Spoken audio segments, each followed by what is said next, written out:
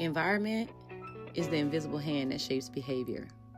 We think it's just willpower or discipline that determines who we become.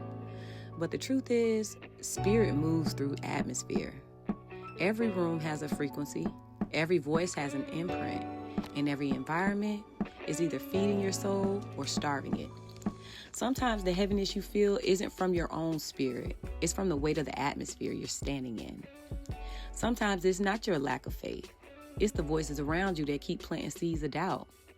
That's why discernment matters, because your spirit is sensitive.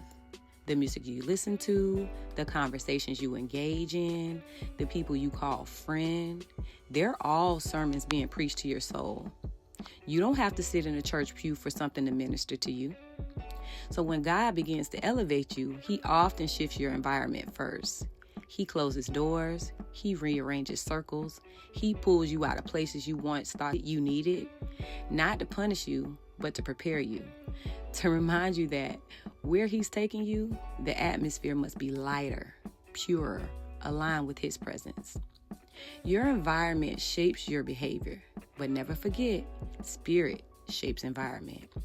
And when you choose to walk with God, you'll find the courage to step out of what no longer serves you into places that breathe life into you.